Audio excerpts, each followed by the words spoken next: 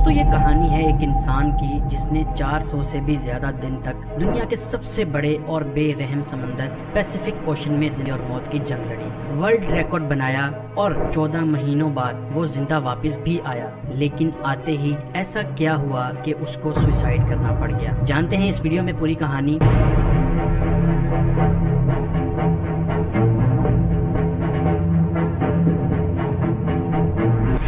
Pacific ocean का नाम सुनते ही लोगों को पसीने आ जाते हैं। देखें, पूरी दुनिया में 71% पानी है जो डिवाइडेड है 4 ओशंस में, जिनके नाम हैं Atlantic, Pacific, Indian and Arctic.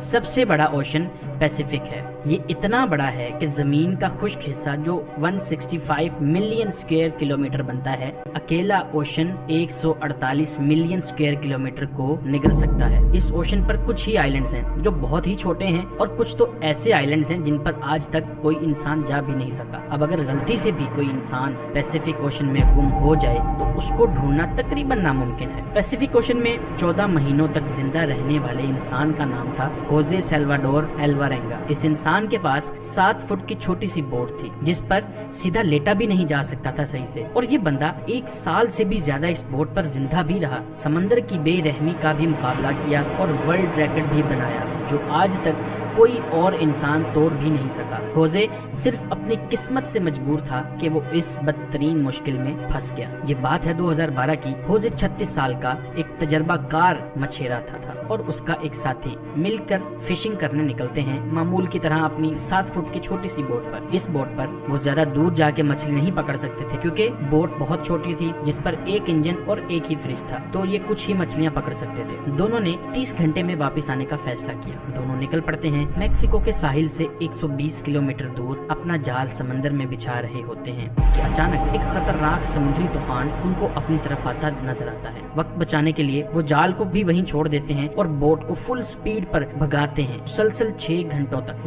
वो साहिल से सिर्फ 20 किलोमीटर ही दूर थे कि बोट का इंजन अचानक खराब हो जाता है। उनको साहिल भी दिख रहा था और उनका गांव भी। तूफान काफी पीछे रह गया था। उनके पास एक रेडियो था जिसके जरिए उन्होंने अपनी लोकेशन अपने बॉस को भेज दी और जवाब का इंतजार करने लगे। किस्मत इतनी खराब निकली कि रेडियो की बैटरी भी डेड हो गई। एक तरफ वो साहिल को देख रहे थे, दूसरी तरफ अपनी तरफ आते तूफान को जो इतनी शिद्दत से आ रहा था मानो इनको जिंदा ही निकल जाएगा। तूफान के साथ हवाओं की शिद्दत इतनी तेज थी कि उनकी बोट साहिल से दूर होने लगी। कुछ ही देर में साहिल भी मंजर से हट गया और तेज लहरें इनको दूसरी तरफ खींचने लगी। इनके बॉस तक जब वो मैसेज पहुंचा तो बहुत देर हो चुकी थी। चनाचे उसने एक सर्च पार्टी भेजी इनको ढूंढने के लिए, लेकिन हर गुजरते लम्हे होजे की बोट दूर से दूर होती गई। तूफान की शिद्दत की वजह से ये लोग ना तो कुछ देख पा रहे थे और ना कुछ समझ पा रहे थे कि अब वो किस जगह पर हैं और साहिल किस तरफ है। हैरानी की बात यह है कि सिर्फ 5 ही दिन में इनकी बोट साहिल से 450 किलोमीटर दूर पहुंच चुकी थी। छोटी बोट होने की वजह से इनको ढूंढ पाना और भी मुश्किल हो रहा था। ना इनके पास कोई फ्लेयर गन थी, ना इनके पास कोई ऐसी चीज थी आग लगाने के लिए ताकि ये धुएं से किसी को सिग्नल देके बुला सके। दोनों एक दूसरे को देखकर मन ही मन में सोचने लगे कि शायद अब बचना मुश्किल है। 2 दिन पहले ही खाना भी खत्म हो चुका था। मछली पकड़ने के लिए भी उनके पास अब कोई साजो सामान नहीं था क्योंकि जाल वो पहले ही छोड़ के आ चुके थे। दोनों का भूख से बुरा हाल था कि अचानक एक परिंदा उनकी बोट पर आकर बैठ जाता है। ये दोनों एक दूसरे की तरफ देखते हैं और एकदम से उस परिंदे पर हमला कर देते हैं, लेकिन उसको पकड़ नहीं पाते। दोनों को पता था कि हो सकता है परिंदा फिर आए। कुछ ही देर में एक और परिंदा आता है। इस बार दोनों बहुत तरीके से उसको पकड़ने का प्लान करते हैं और आखिरकार वो कामयाब हो जाते हैं और इस तरह दोनों अपनी भूख मिटाने के लिए बोट पर आने वाले परिंदों से अपना गुजारा करते हैं। समंदर का खारा पानी पीने से इंसान की मौत हो सकती है। इस वजह से उन्होंने बारिश के पानी को प्लास्टिक की बोतल्स में स्टोर करना शुरू कर दिया जिसको पीकर वो जिंदा रहते थे। लेकिन जब बारिश ना पड़ती तब वो प्यास बुझाने के लिए मछलियों और टर्टल्स का खून पीते थे, लेकिन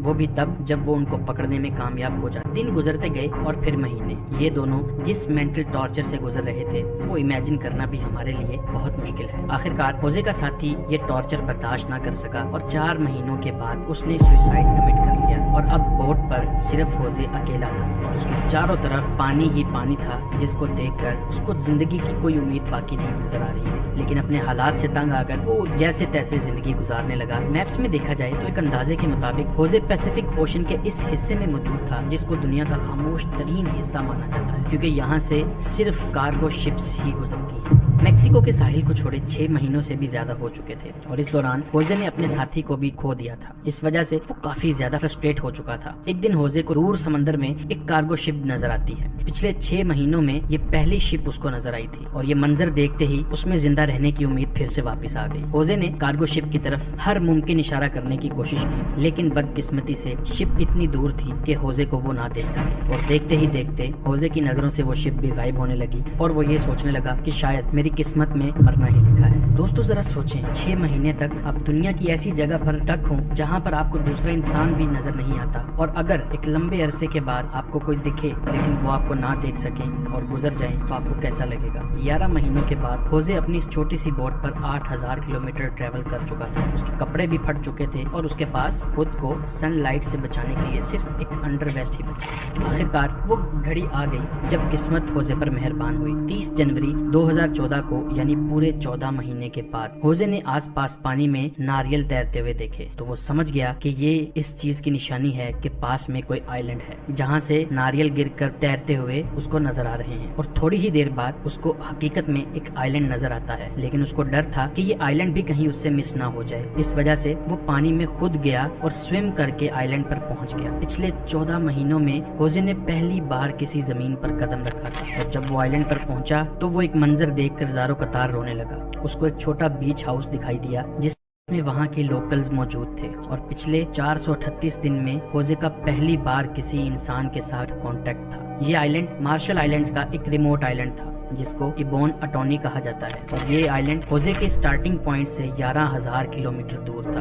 होजे की किस्मत अच्छी थी कि वो आइलैंड के करीब पहुंच गया खुद से, वरना होजे से अगर ये आइलैंड मिस हो जाता तो अगला स्टॉप उसका फिलीपींस में होता, जो इस आइलैंड से भी 5,000 किलोमीटर दूर था। होजे को वहाँ से अपने घर वापस भेजा गया और पहुँचते ही वो एक और मुसीबत से गिर गया। वापस पहुँचने पर होजे ने 438 दिन के नाम से एक बुक भी पब्लिश की, मगर होजे पर अपने साथी को मारने का इल्जाम लगाकर उस पर केस कर दिया गया। वही साथी जिसने होजे के मुताबिक सुसाइड किया था। इतना कुछ देखने के बाद जिंदा वापस आने वाला शख्स जो अपनी सफाई बयान ना कर सका और उसको जेल भेज दिया गया, होजे ने परेशान आकर सुसाइड कमिट कर लिया और इस तरह से ये स्टोरी कंप्लीट होती है।